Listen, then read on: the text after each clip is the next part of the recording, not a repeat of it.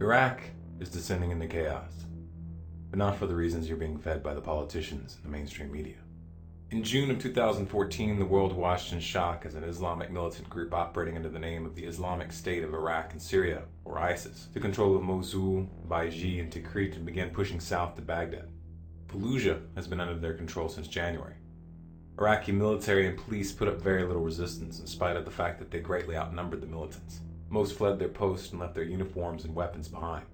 Those who didn't were killed. ISIS, whose stated goal is to erase the border between Syria and Iraq, to establish an Islamic caliphate encompassing both countries, and to impose Sharia law, already holds vast swaths of territory, and they are rapidly gaining ground. How did this happen? That's an extremely important question. How you answer it will determine what comes next, not just in Iraq. That's why the media spin doctors and politicians are out in force, attempting to rewrite history and turning reality completely on its head in the process. For example, we have people insisting that this is happening because the US and NATO failed to intervene in Syria. Well, that's a convenient answer, isn't it? The US and NATO have been actively working to topple Assad by arming and funding the Syrian rebels since at least 2011. This has developed into a bloody civil war which has attracted jihadists from all over the world. It has also created a vacuum of power which enabled groups like ISIS, Al-Qaeda, and Al-Nusra to organize and establish physical strongholds.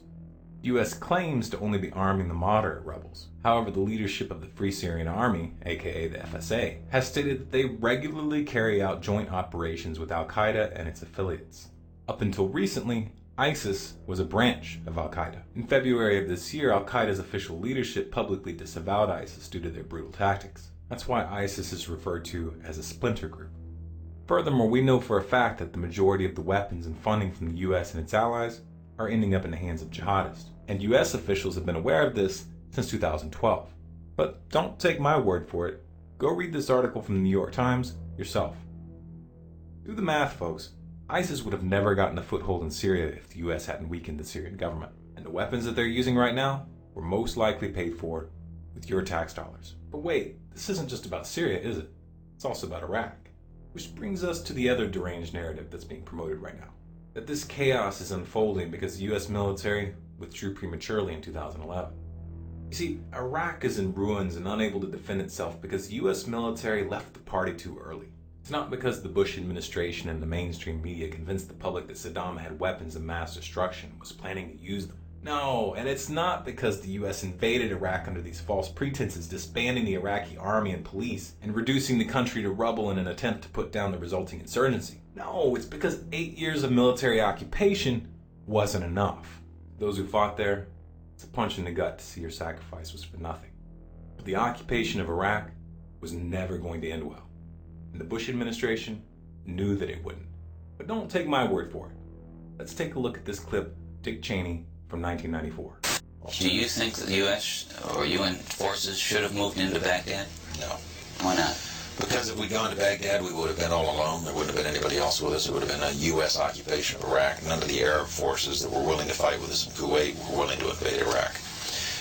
Once you got to Iraq and took it over, and took down Saddam Hussein's government, then what are you going to put in its place?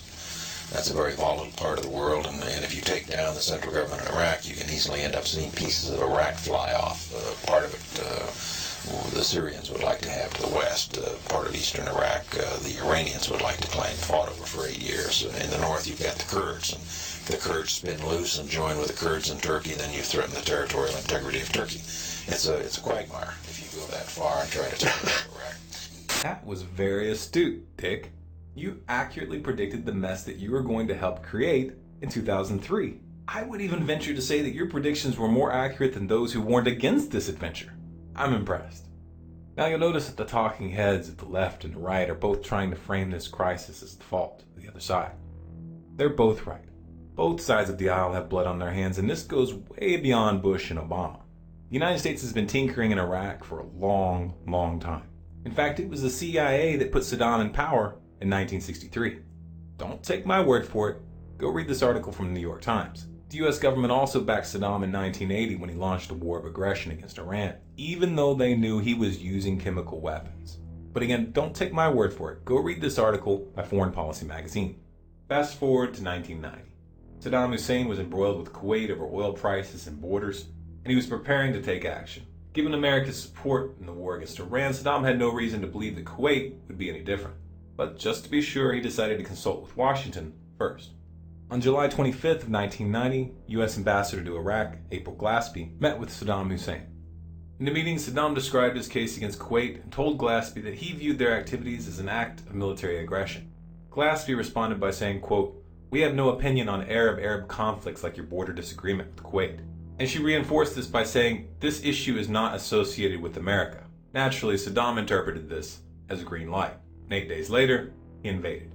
Later, when questioned in hearings, Glaspie claimed that though this quote was accurate, she had followed it up by insisting that Iraq settle its dispute nonviolently. Did you say we have no opinion on the Arab-Arab conflicts, like your border disagreement with Kuwait? Yes, that was one part of my sentence. The other part of my sentence was, but we insist that you settle your disputes with Kuwait non-violently. However, that's not what shows up in the transcripts of the conversation released by the New York Times. According to the transcript, what she actually said was, "All that we hope is that these issues are solved quickly." But maybe this was just an innocent diplomatic blunder, right? Well, not quite. As soon as Saddam entered Kuwait, the US government launched a very interesting propaganda campaign to build up public support for a war. They claimed that Iraqi troops were slaughtering little babies by throwing them out of their incubators in hospitals. And they brought in teary-eyed witnesses who testified to having seen the massacre. While I was there, I saw the Iraqi soldiers coming to the hospital with guns. They took the babies out of the incubators. Took the incubators and left the children to die on the cold floor. I myself buried 14 newborn babies that had been taken from their incubators. Kids in incubators, and they were thrown out of the incubators so that Kuwait could be systematically dismantled. Just one little problem. The entire event was fabricated. It never happened. This woman who presented herself as a witness was actually the daughter of the Kuwaiti ambassador to the United States, and her testimony was part of a public relations campaign organized by a company called Hill and Knowlton. Once public support for the war was strong, the incubator story was dropped, never mentioned again. The U.S. invaded Iraq in 1991. During that war, the U.S. military utilized approximately 640,000 pounds of depleted uranium ammunition.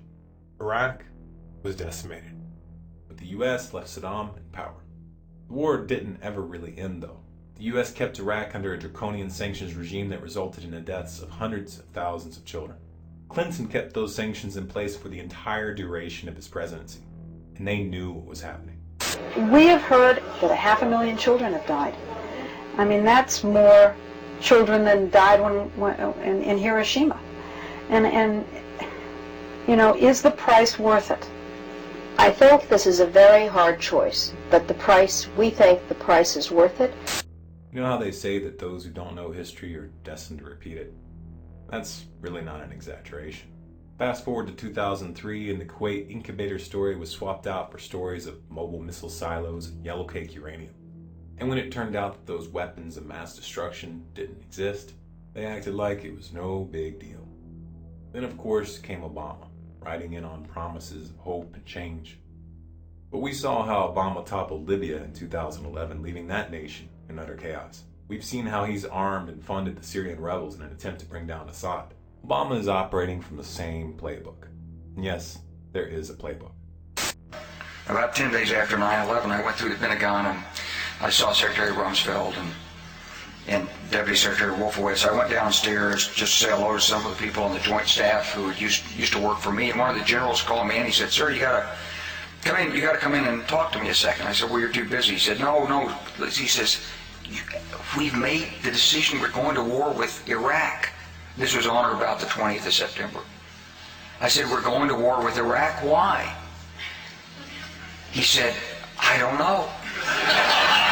He said, "I guess they don't know what else to do." So I said, "Well, did they find some information connecting Saddam to Al-Qaeda?" He said, No. He says, "There's nothing new that way. They've just made the decision to go to war with Iraq." He said, "I guess it's like we don't know what to do about terrorists, but we've got a good military and we can take down governments." And he said, "I guess if the only tool you have is a hammer, every problem has to look like a nail." So I came back to see him a few weeks later, And by that time we were bombing in Afghanistan. I said, are we still going to war with Iraq? And he said, oh, it's worse than that. He said, he reached over on his desk, he picked up a piece of paper. He said, I just got this down from upstairs, meaning the Secretary of Defense's office today. And he said, this is a memo that describes how we're going to take out 7 countries in 5 years, starting with Iraq and then Syria, Lebanon, Libya, Somalia, Sudan, and finishing off Iran. Fortunately, the future is not set in stone. We can influence the outcome, and we already are. We proved that in 2013 when the left and the right dropped their petty bickering and unified against Obama's proposal to use airstrikes against Assad. The pattern of deceit was the same, but this time the people didn't fall for it. The fact that we had the UN investigator Carla Del Ponte come out and say that the Syrian rebels were behind the sarin gas attacks helped. The fact that Putin short-circuited the US diplomatically helped. But the determining factor was the popular resistance, particularly the signs of discontent from within the military.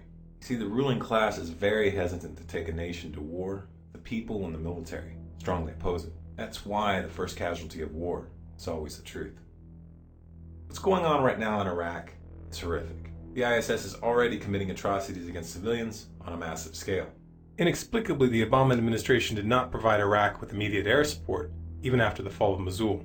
I say inexplicably not because I support airstrikes, but because on June 12th, the U.S. military conducted its second drone strike this month in Pakistan. Why would Obama refuse to act in Iraq when civilians are being massacred, while employing drones in Pakistan without hesitation?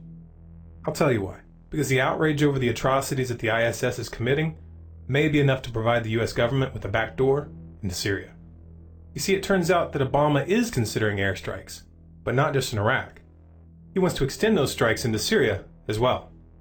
Well, that's convenient, isn't it?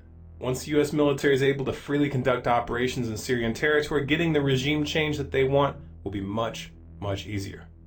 It's the classic formula: problem, reaction, solution. They created the problem, they're letting the public react and build up outrage, and then they're going to propose a solution which will sow the seeds for another generation of conflicts. To short-circuit this pattern, the public needs to come to terms with the cold, hard truth. No matter what the U.S. does at this point, and no matter how long they stay, there is no happy ending to this story. The chaos that we're seeing in this region is the direct result of half a century of U.S. military interventions and covert operations in the Middle East. It's time to acknowledge that bombing for peace doesn't work. Regime change for stability doesn't work. And you can't fix a mistake by repeating it over and over and over. If the U.S. honestly wants to stop the spread of Islamic terrorism, then they should stop funding and arming jihadists in Syria. That would be a good starting point, don't you think? If you want to keep informed about what's going on in the world, go to our website, scgnews.com, and sign up for email updates. Doing so, you'll be notified of any new articles or videos we put out. Also, be sure to subscribe to Storm Clouds Gathering on YouTube, and follow us on Facebook, Twitter, and Google+.